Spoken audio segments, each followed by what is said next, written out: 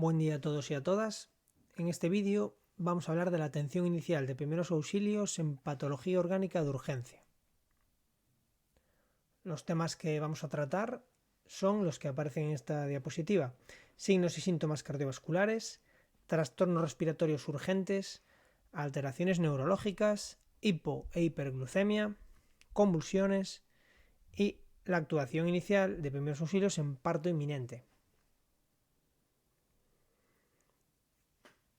En cuanto a los signos y síntomas cardiovasculares, primero definir lo que es el infarto agudo de miocardio. Es la muerte, la necrosis de una parte del tejido del corazón porque deja de llegar, porque hay una falta de riego sanguíneo, deja de llegar sangre a una zona del corazón y esta zona muere. Estas células del miocardio, del músculo cardíaco, mueren, produciéndose lo que se conoce como necrosis, y ese es el cuadro que da un infarto agudo de miocardio. La presentación clínica típica va a ser el signo o síntoma más fundamental, es el dolor intenso y opresivo en el centro del pecho. Otros síntomas que se pueden dar también es la irradiación del dolor al brazo izquierdo, al cuello y a otras zonas cercanas, puede ser al costado izquierdo también, palidez y cianosis. La cianosis es la coloración oscura de la piel con un color azul que es característico de que deja de llegar oxígeno a la zona periférica del cuerpo, es que es característico de que la sangre no es capaz de transportar el oxígeno que necesitan los tejidos. También un sudor de tipo frío, respiración superficial, la persona respira rápido y como corto, y luego también puede dar náuseas y mareos. Hay que decir aquí que no todos los infartos de miocardio presentan el mismo conjunto de signos y síntomas y que muchas veces pueden pasar desapercibidos, con un malestar, una situación de fatiga extraña, la persona se encuentra mal, con malestar, pero no verbaliza y no es capaz de establecer ningún síntoma concreto. Entonces a veces puede pasar esto, y esto es más característico en mujeres. Las mujeres tienen una presentación clínica de los infartos algo diferente a la de los hombres. De hecho, muchas veces no sufren dolor en el centro del pecho, sino que pueden sufrir dolor en la mandíbula o un dolor hacia el costado, que no es muy característico de la presentación clínica que puede dar en un hombre. Es por esto que a veces pasan desapercibidos, incluso cuando se evalúa a estas personas, a estos pacientes, en urgencias o en una consulta médica. Pueden pasar desapercibidos este tipo de situaciones y ser más evidentes cuando ya el cuadro está más empeorado. En caso de que sospechemos que la víctima está sufriendo un infarto agudo de miocardio, hay que realizar, como siempre que nos encontramos en primeros auxilios, una evaluación de emergencia. Esto implica ver si está o no consciente, hacer una apertura de vía aérea y verificar si la respiración se realiza en condiciones de normalidad. En caso de parada cardiorrespiratoria, si la evaluación de emergencia nos da ese resultado, tendremos que iniciar el algoritmo de soporte vital básico como con cualquier otra víctima. En caso de que no haya parada cardiorrespiratoria, pero sospechamos o tenemos impresión de que la persona puede estar sufriendo un infarto agudo de miocardio, hay que avisar inmediatamente a los servicios de emergencia sanitaria y mantener a la víctima en reposo, a ser posible en posición semisentada, que va a ser una posición que de entrada le va a dar más facilidad para respirar y que permite quizá dar más facilidad al músculo cardíaco para que pueda realizar su trabajo. Siempre que suceda esto y mientras esperamos que la ayuda médica venga a buscar a la víctima, tenemos que estar muy pendientes de su estado y si empeora, rápidamente hacer una evaluación de emergencia e iniciar el soporte vital básico en caso de que sea necesario. Otro trastorno que puede suceder en patología orgánica de urgencia es una dificultad respiratoria inminente, rápida, ¿no? Es la sensación de falta de aire suficiente y que la persona pues tiene dificultades para respirar. También se denomina disnea. Este cuadro clínico, este síntoma es la disnea. La persona relata que le falta el aire, que aunque intenta respirar y respira rápido y fuerte, siente que no le llega aire suficiente. La manifestación clínica más característica es la taquipnea, que es un aumento de la frecuencia respiratoria, las personas respiran más rápido. Pueden aparecer ruidos anormales en la respiración, como por ejemplo un pitido, como por ejemplo ronquidos.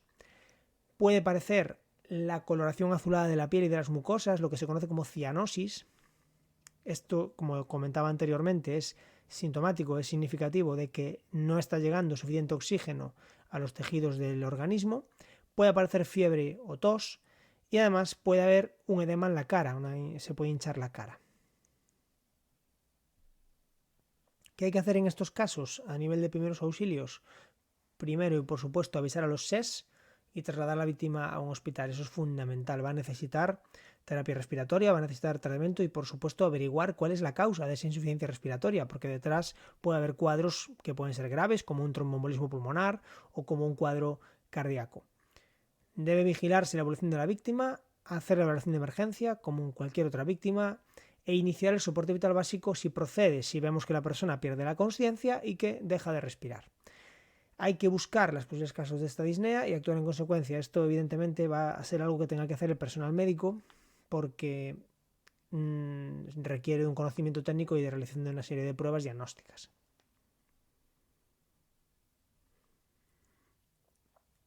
Otra situación que se puede dar es una crisis asmática en personas que tienen asma, diagnosticado o no. En estos casos se ayuda a la víctima a que administre de inmediato la medicación que tenga pautada, que tenga prescrita por parte de los médicos que le atiendan para esta situación. Normalmente se trata de broncodilatadores en aerosol, que se inhalan y lo que hacen es dilatar el bronquio y permitir que el aire pueda llegar al alveolo para realizar el intercambio gaseoso.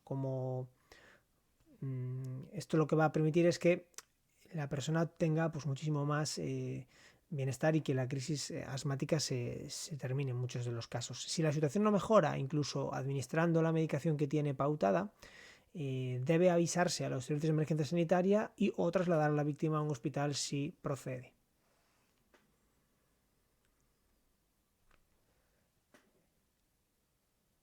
Otra cosa que se puede dar son las alteraciones neurológicas en patología orgánica de urgencia. Por ejemplo, si la persona pierde la consciencia, bueno, en esos casos lo que se puede hacer es evaluar el nivel de consciencia.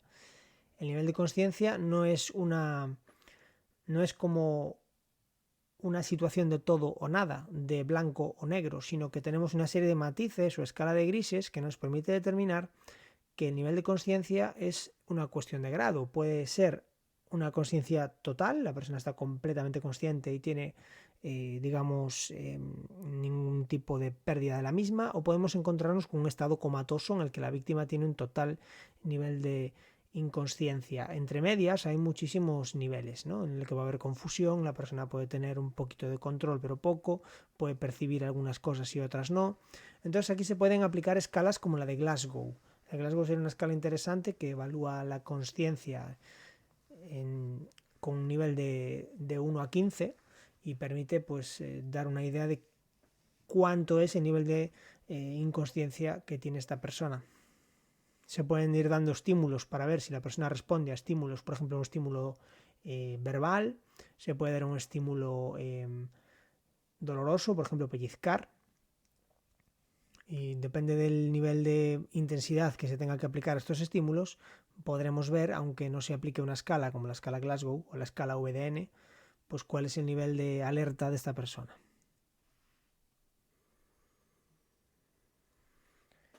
Un ejemplo de pérdida de conciencia es la conmoción. La conmoción se define como el bloqueo brusco de las funciones cerebrales, especialmente de la consciencia, causado por un traumatismo recibido en la cabeza. La persona sufre un golpe en la cabeza, por ejemplo, por una caída, por un accidente de tráfico, por una agresión, por algún tipo de accidente de este tipo, y lo que sucede es que las funciones cerebrales cesan de manera temporal. Un término relacionado es el traumatismo craneoencefálico, que sería como un ejemplo de un golpe muy fuerte en la cabeza y que nos va a producir ya, en este caso, pues un daño en el encéfalo, en el cerebro, ¿no? Entonces, la conmoción, digamos que sería pues un daño menor, pero que puede estar enmascarando podría llegar a producir daños más importantes y que incluso llegaran a dejar secuelas como un traumatismo craneoencefálico. Pueden producirse en golpes en la cabeza, fracturas de cráneo, que ya serían situaciones que podrían empeorar bastante el cuadro. La actuación en estos casos, golpes en la cabeza muy importantes, es tumbar a la víctima en el suelo con las piernas levantadas unos 25 grados, realizar la evaluación de emergencia y controlar su evolución y avisar a los SES. Hay que tener en cuenta en esto que a veces los golpes en cabeza van acompañados de traumatismos más importantes a nivel de todo el organismo, incluso de cuadros de politraumatismo, que son situaciones en las que se producen muchos traumatismos, por ejemplo, que se rompan varios huesos, además de recibir un golpe importante o más golpes en la cabeza. En esos casos hay que tener en cuenta, a la hora de manipular a la víctima y posicionarla, por ejemplo, boca arriba, ¿no?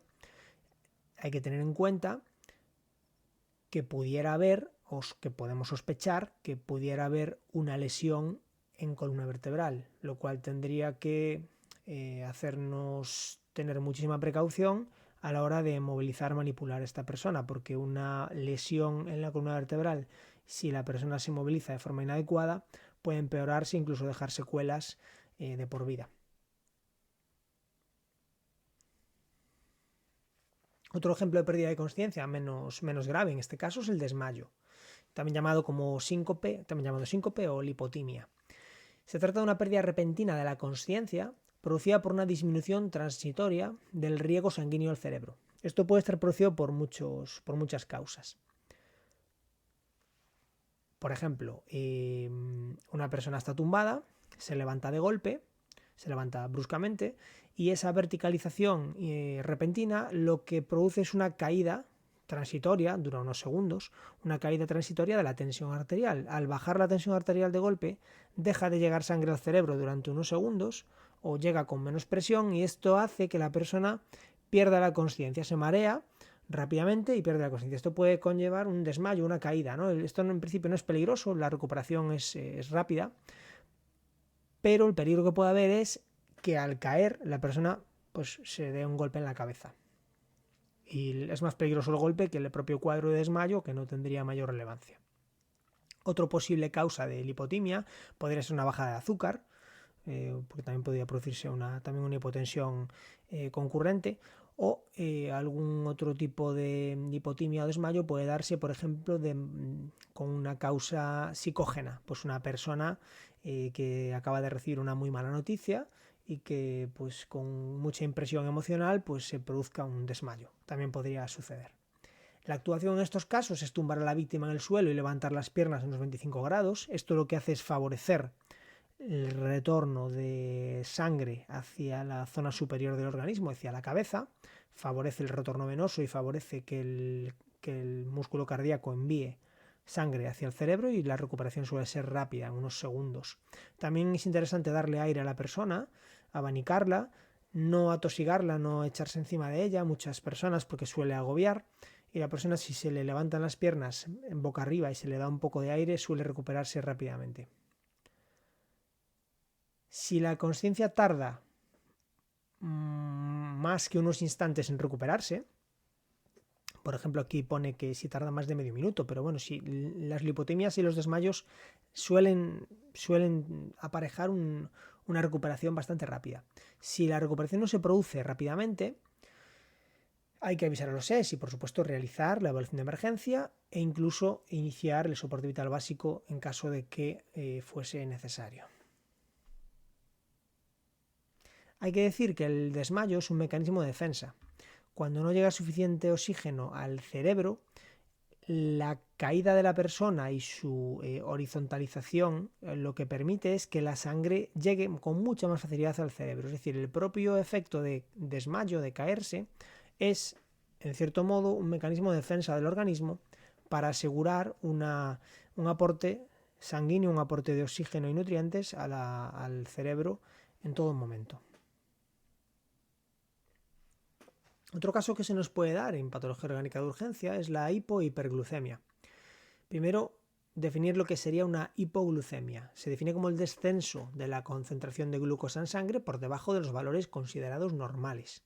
Hay un valor mínimo que debería tener el nivel de glucosa en sangre, y si este nivel desciende, si el nivel real, el nivel que tenemos en sangre, desciende por debajo de ese valor, pues se produce el cuadro conocido como hipoglucemia. Las causas de este cuadro pueden ser pues un ayuno prolongado, excesivo, un exceso de ejercicio, algunas infecciones, un cuadro de febril, sobredosis de fármacos, fármacos hipoglucemiantes, pues como por ejemplo la metformina, que es un antidiabético oral, o la insulina, que es un antidiabético parenteral, podrían producir este cuadro de hipoglucemia en caso de aplicarse en personas diabéticas, por ejemplo, si se aplican con una dosis excesiva. Las manifestaciones de este problema van a ser pues la sensación de debilidad y de hambre de la persona. En primera instancia, si el cuadro va a más, mareo, dolor de cabeza, visión borrosa, aparece la piel pálida y sudorosa, el pulso se hace más fuerte, la respiración se hace más superficial, la persona puede tener confusión y agresividad, que ya son signos de que no está llegando suficiente nutriente, suficiente oxígeno al cerebro, descoordinación de movimientos, puede haberlo también, y en casos graves se puede perder la consciencia, convulsiones, incluso el coma diabético, en este caso es un coma por hipoglucemia, un coma por un nivel muy bajo de glucosa en sangre. Esta situación, si no se revierte y no se trata rápidamente y adecuadamente, puede ser potencialmente mortal. ¿Qué hay que hacer en el caso de hipoglucemia? En los primeros minutos, si la víctima está consciente y muestra poca afectación, es interesante sentarla para evitar que pueda tener un desmayo o un golpe en la cabeza, dar una bebida azucarada o un alimento azucarado. Lo más habitual es coger un vaso de agua y echar un poco de azúcar, o dar una bebida, un refresco azucarado. Después hay que mantener a la víctima sentada, tranquila y abrigada. Si no mejora en unos 5 o 10 minutos, hay que buscar ayuda médica especializada. Si en este cuadro pierde la consciencia, es decir, estamos hablando de un cuadro bastante importante, ya un cuadro grave, si aparece esta pérdida de consciencia, pues hay que hacer como siempre la valoración de emergencia, iniciar soporte vital básico si procede, y por supuesto llamar al 112, a los servicios de emergencia sanitaria, al 061, para que puedan venir a buscar a esta persona y darle la ayuda médica especializada. Después de un episodio de hipoglucemia, aunque no llegue a ser necesario avisar a los servicios de emergencia o acudir a urgencias, sí que es necesario visitar al médico, porque las personas que no les pasa esto habitualmente o que tienen, o aunque les suceda habitualmente, pues tendrán que visitar a su médico para que les pueda pautar la medicación necesaria o ajustar la medicación que tienen prescrita. Otro caso que se puede dar es el de la hiperglucemia. Se define como, es el caso contrario al anterior, se define como el aumento de la concentración de glucosa en sangre por encima de los valores que se consideran normales. Si la subida es muy grande, pues se puede producir daños. Las manifestaciones van a ser muy similares a las de la hipoglucemia, pero con la diferencia de que la víctima va a tener mucha sed, ganas de beber, y además va a producirse un aumento significativo de la orina. También se puede encontrar que las mucosas están secas, las conjuntivas, el interior de la nariz, la lengua, ¿no? Esas zonas van a producirse como una sequedad. Actuaciones en estos casos, ya que las manifestaciones son muy similares a las de la hipoglucemia y que esta es más grave y urgente, se debe actuar como si se tratase de una hipoglucemia. Si la víctima no mejora en 5 o 10 minutos, debe buscarse ayuda médica inmediata. Pues en estos casos se actuará como la presentación clínica y la actuación es muy similar, pues ahí no hay mucho matiz que hacer más que pues el único matiz que sí se podría hacer es que en el caso de la hipoglucemia no estaría indicado administrar un alimento azucarado ni un agua con azúcar o algo así, ¿no? Porque ahí ya se vería que eso empeoraría el cuadro. Entonces lo que vamos a intentar es, si la persona tiene un medidor de glucemia, pues se puede hacer rápidamente una tira de sangre para ver cuál es el nivel de azúcar en sangre, y así pues también de tener un poquito más claro si estamos ante una hipoglucemia o ante una hiperglucemia. Ante la duda podemos consultar con el personal médico del 061.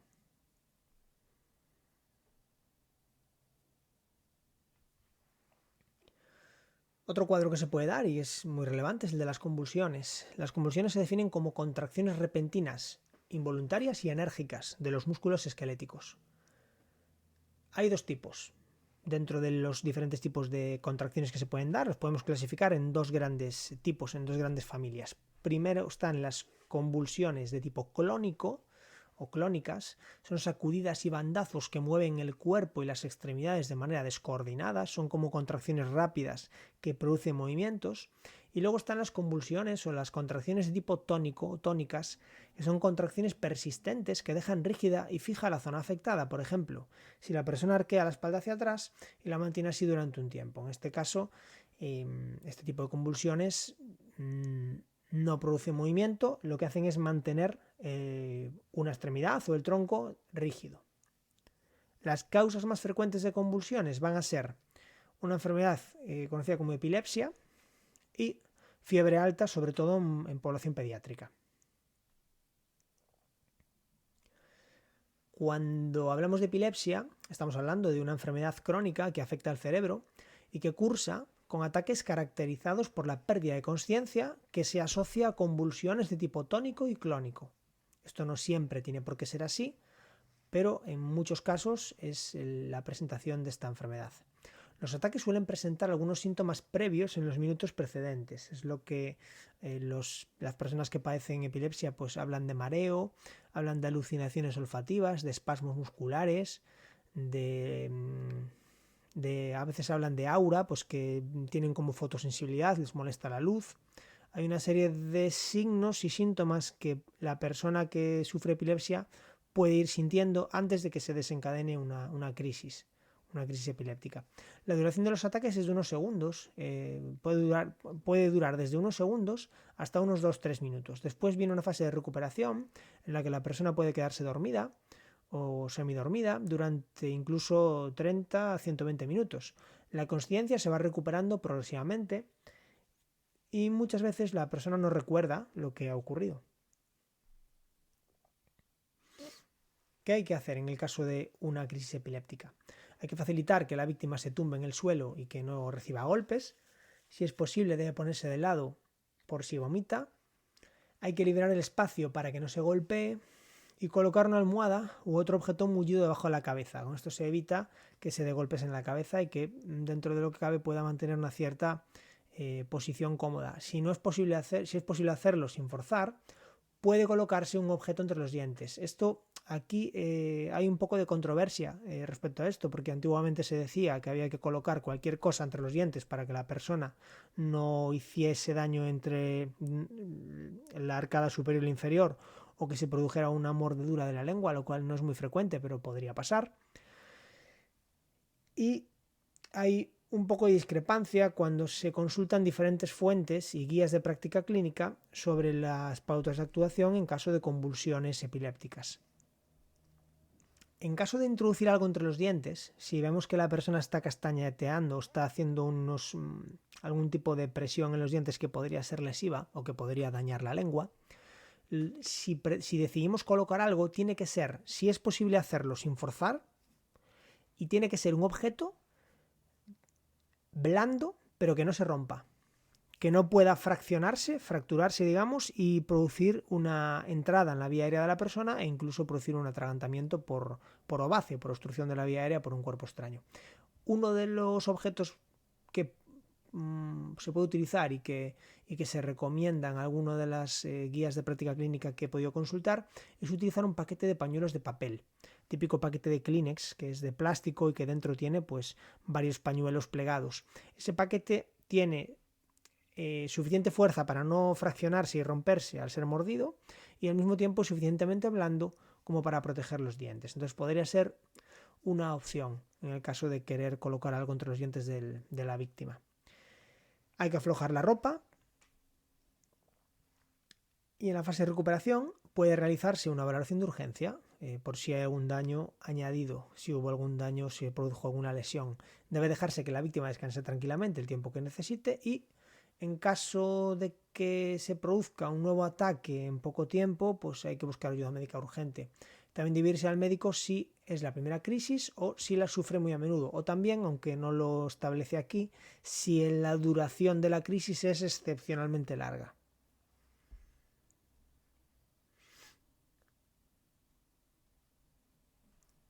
En caso de fiebre alta, que también es una de las causas de convulsiones, en niños de menores de 4 años, si la fiebre supera 40 grados, si la temperatura corporal es de más de 40 grados, también se pueden dar convulsiones con mucha frecuencia. ¿Qué hay que hacer en estos casos? Pues poner al niño en cama y dejarle espacio. Si es posible, colocarlo de lado, por si vomita, en caso de que esté con un nivel de consciencia no demasiado elevado.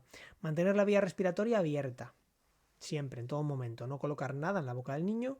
Y una vez pasadas las convulsiones, aplicar medidas para bajar la temperatura corporal. Es decir, lo más importante en este caso va a ser tratar de bajar esa temperatura corporal. Llevar al niño al pediatra para su evaluación, porque, bueno, si bien es cierto que las convulsiones febriles en niños de menos de 4 años no son especialmente graves, no reportan gravedad, el cuadro febril, el cuadro que está produciendo esta fiebre tan alta, sí podría serlo. Por lo tanto, sí que es interesante consultar con el pediatra para que evalúe al niño. En el caso del parto inminente, lo primero que hay que hacer, sí que es verdad que es una situación poco frecuente, que se dé un parto en un contexto no sanitario y que requiera la atención de personas que no tienen formación o que no tienen capacidad para poder, conocimientos sanitarios para poder ayudar en la situación. Entonces, lo que se puede hacer desde una persona que no es especialista, si la mujer va a dar a luz o se pone de parto en un contexto en el que no puede recibir rápidamente atención de servicios de emergencia o no puede ser trasladada a un centro sanitario, vamos a comentar en este apartado de la presentación qué cosas podría hacer un socorrista no especializado a la hora de ayudar a una mujer que está dando a luz en un contexto que no tiene ayuda sanitaria. Hay una serie de signos que anuncian el parto, que por orden suelen presentarse de la siguiente manera. Contracciones del útero, cada vez más intensas, dolorosas y frecuentes. Estas contracciones que pueden darse durante todo el embarazo, durante los últimos meses del embarazo, pero que cuando llega el parto, digamos que aparecen, van sucediéndose como en cadena, de forma cada vez más intensa, dolorosa y frecuente. Se puede producir la expulsión del tapón mucoso, que es un tapón que está taponando el cuello del útero. Es una medida de protección que tiene el organismo para evitar que se contamine la zona donde está el feto, el reservorio donde está el feto. Ese tapón se acaba expulsando. También puede haber una rotura de aguas, que la bolsa amniótica se rompa y salga agua hacia afuera. Ya podemos ver, otra cosa que se va a dar también es el descenso de la cabeza del bebé por el canal de parto y que se puede incluso llegar a ver con la dilatación del canal de parto. Y ya el inicio de la salida del bebé.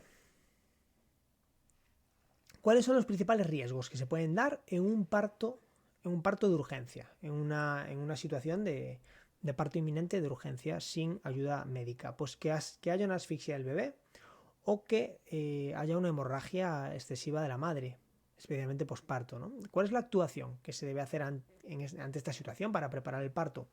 Lo primero sería tranquilizar a la madre, demostrar seguridad, buscar un lugar seguro y confortable, limpio, colocar a la madre en un lugar cómodo. La persona que da asistencia debe lavar bien las manos y, de ser posible, ponerse guantes. Debe decirse a la madre, una vez que el feto empieza su camino hacia la expulsión, hacia la salida, decir a la madre que respire por la boca tranquilamente, que no empuje hasta que sienta necesidad de hacerlo. Esto va a ser en combinación con las contracciones involuntarias, que haga empuje de forma voluntaria. Cuando el feto vaya saliendo, debe sujetarse su cabeza y ayudarle a salir de manera lenta y progresiva, evitando siempre la tracción. Vamos a evitar que se traccione de la cabeza del feto porque podríamos producir lesión. Podemos lesionar la cervical o hacerle daño en los hombros. No se tira, se va acompañando, aguantando la cabeza de forma lenta y progresiva. Cuando haya salido la cabeza, ya hay que ir limpiando todas las secreciones líquido amniótico que puede tener por la boca y la nariz para permitir que el bebé pueda respirar. Y si el cordón umbilical está rodeado en el cuello, debe colocarse bien, intentando evitar el bloqueo del paso de la sangre o la asfixia. Cuando el bebé salga por completo, debe sostenerse con cuidado, manteniendo la cabeza soportada y con cuidado porque es muy resbaladizo, ¿no? Es importante recordar la hora exacta del nacimiento.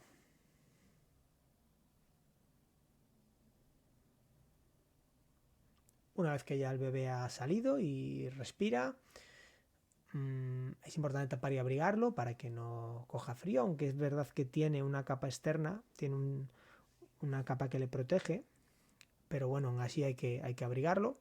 Debe colocarse con la madre, a ser posible piel con piel, y debe evitarse que el cordón umbilical quede plegado o quede aplastado.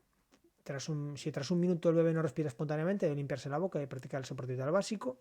Tras unos 2-3 minutos de respiración autónoma, el cordón umbilical dejará de latir, por lo que debe pinzarse, realizando 3 nudos realizados con un cordel limpio de 10-15 centímetros del ombligo del bebé. En general, las guías de práctica clínica al respecto y la documentación que he podido consultar establece que el corte del cordón umbilical debe ser realizado por el personal médico, por los servicios de emergencia cuando lleguen al lugar. Si fuera necesario cortar el cordón, hay que hacerlo dejando 2 nudos de lado del bebé. En todo caso, como comentaba anteriormente, es una maniobra que va a realizar el personal médico. En cuanto a la atención de la madre, hay que tener en cuenta que después de que sale el feto, de que sale el bebé, de que el niño ya ha salido, la placenta va a salir espontáneamente, pues aproximadamente entre unos 15-60 minutos más tarde. Es posible que salga antes, pero lo normal es que pueda demorarse un poco. Y ahí esta salida de la placenta se va a producir porque el útero sigue contrayéndose. No se debe tirar del cordón umbilical para extraerla, la placenta. Y el contacto piel con piel del bebé y la madre facilita la expulsión de la placenta. También se ve facilitado por la realización de masajes suaves en el abdomen en dirección al útero, aunque esto en principio debería realizarlo personal capacitado. Es normal que la madre continúe sangrando después de expulsar la placenta, aunque la hemorragia no debería ser muy grande. Esta hemorragia debería ser controlada con sábanas o trapos limpios y colocando a la madre con los muslos juntos debería ser más que suficiente para controlarla. En caso de que no se controlase, pues podríamos estar ante una situación grave. Abrigar a la madre, ayudarle a lavarse o vestirse si lo desea, controlar el estado de la madre, realizando evaluación de emergencia y urgencia si procede, conservar la placenta para que pueda ser examinada por un profesional y si es preciso debe llevarse también al centro sanitario cuando la madre y el niño vayan. Aunque todo haya terminado bien, es necesario llevar a la madre y el bebé a un centro sanitario especializado porque hay una serie de pruebas y de controles que se tienen que realizar tanto en el bebé como en la madre y que no pueden demorarse y tienen que hacerse. Por lo tanto, va a ser fundamental que tanto la madre como el bebé sean trasladados a un centro sanitario.